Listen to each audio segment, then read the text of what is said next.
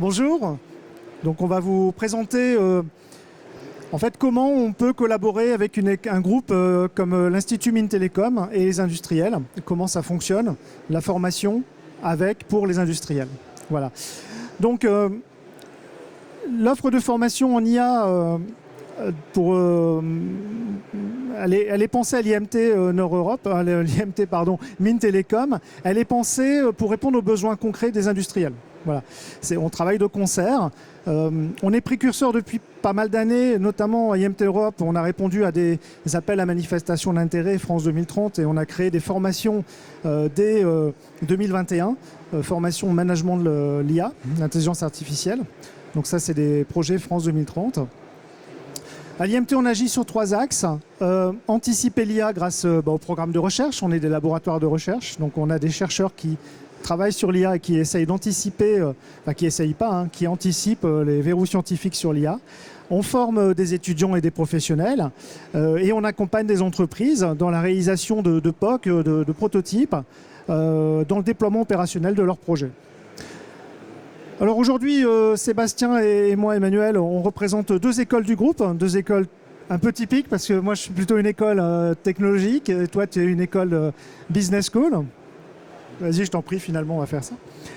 Dans l'approche IMT Nord-Europe, je te donnerai la parole, Sébastien, après. On a un triptyque. On identifie les besoins des entreprises et des industriels. On crée des formations à partir de ces besoins à différents niveaux de formation. J'y viens après. Et puis, on fait des expérimentations, des protos, des POC, on appelle ça, des Proof of Concept, qui servent à la fois aux industriels à tester des technologies et aussi à nos étudiants à faire des TP, des projets sur des cas concrets. Je te donne la parole, Sébastien. Donc effectivement, l'IMT Business School est l'école management au sein du groupe IMT.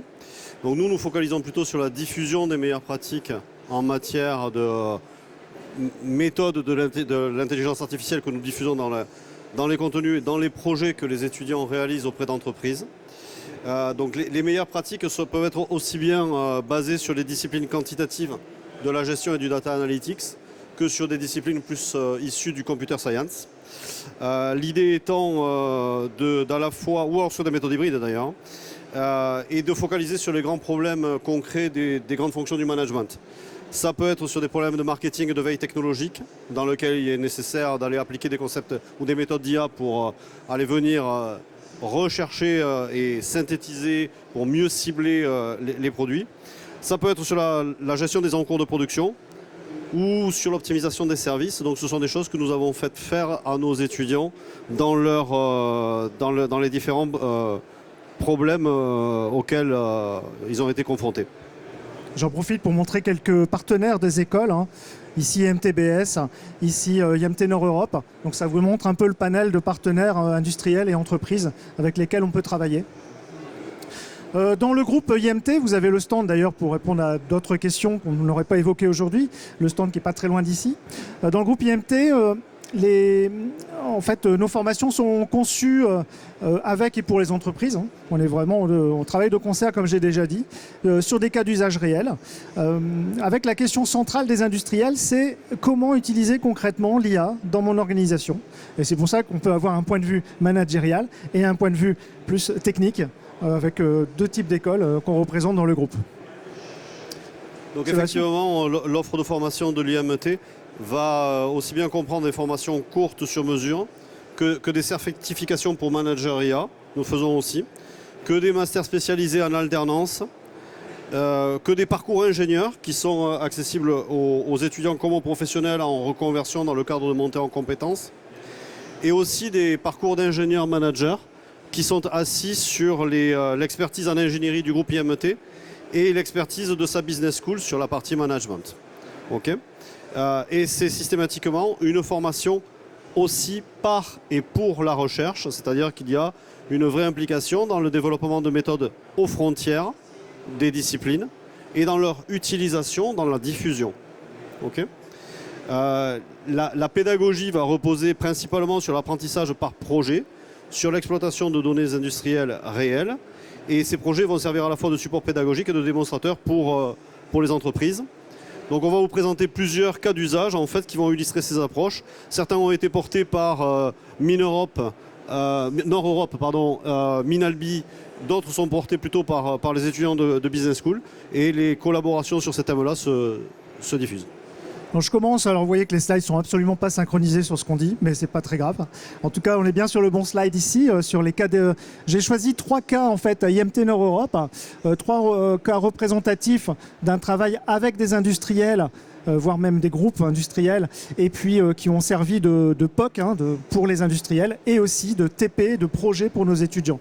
Je prends le premier exemple, qui est assez fameux, ça a même fait l'occasion, on a emmené cette navette-là, grandeur réelle, à l'Elysée, pour être représentée. Donc Ecotrain, l'objectif, vous le savez sûrement en France, il y a plein de petites voies désaffectées, de proximité qu'on peut utiliser pour faire les derniers kilomètres, pour transporter des marchandises, pour transporter, faire des navettes pour des personnes, pour aller travailler, etc.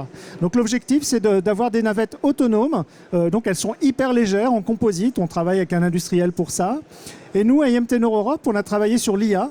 Dans la casquette que vous voyez là, en fait, il y a tout un dispositif de lidar, d'ultrasons, etc., traité par de l'IA embarquée. Donc tout le verrou scientifique était de pouvoir embarquer une IA capable de détecter des obstacles, détecter des gens, des animaux, des situations assez exceptionnelles qui fait que on limite les accidents et on limite les responsabilités, avec de l'explicabilité évidemment pour les questions d'assurance. Un autre projet, dans le cadre de France 2030, encore une fois, avec les pompiers du Nord.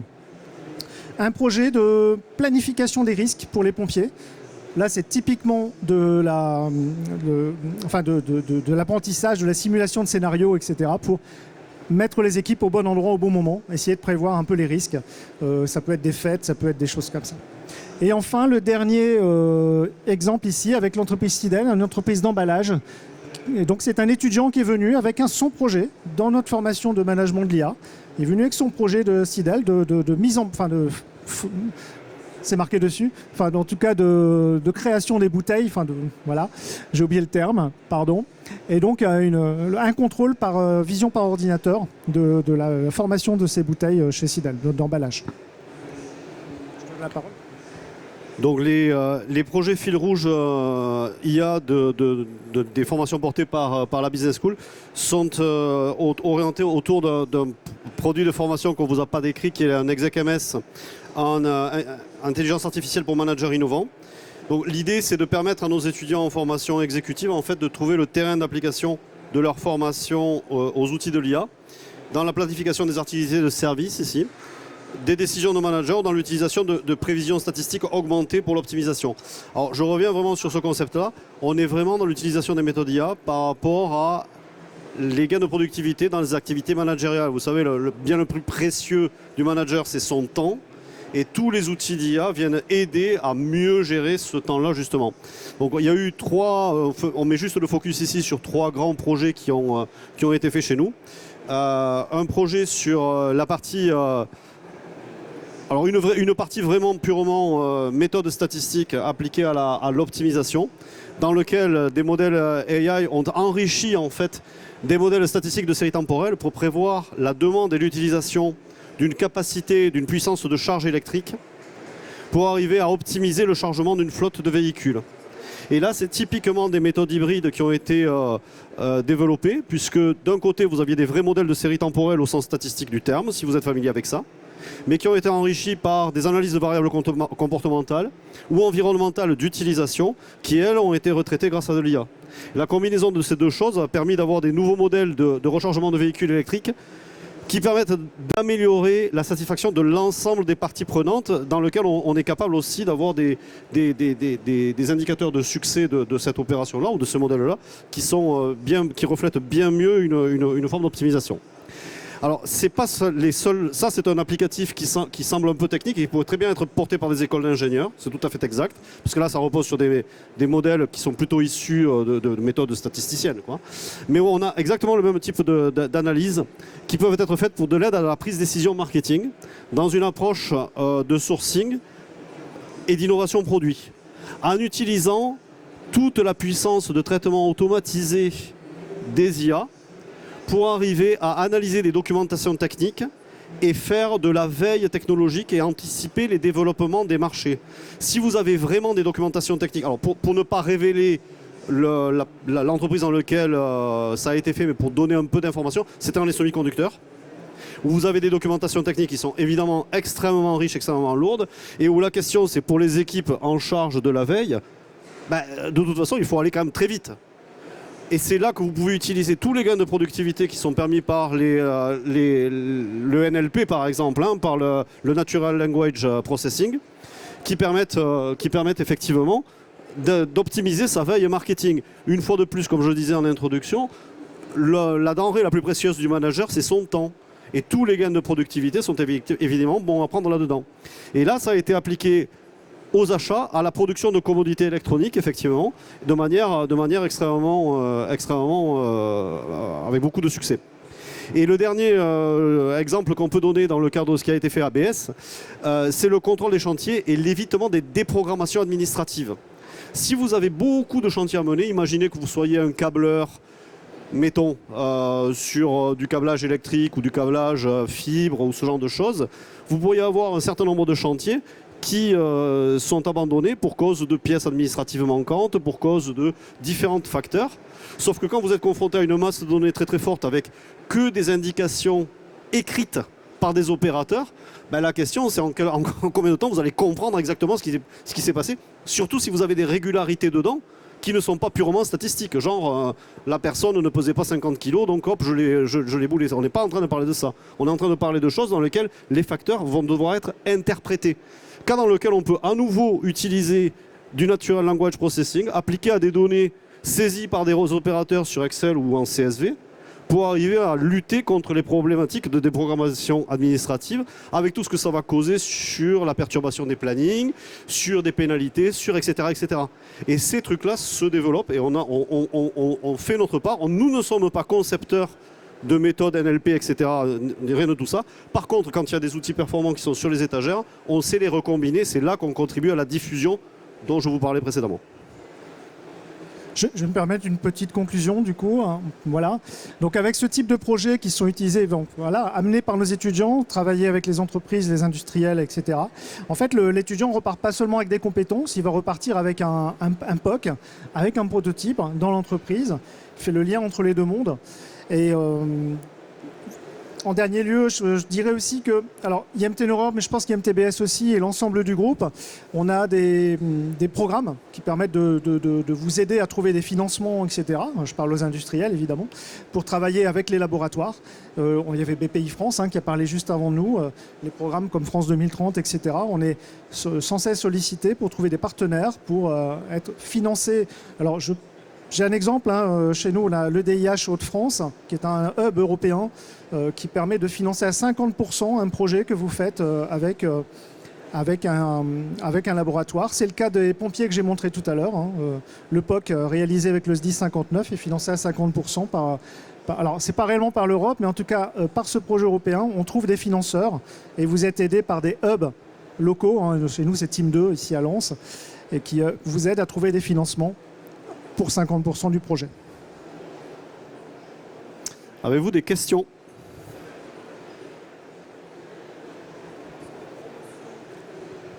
La taille des promotions.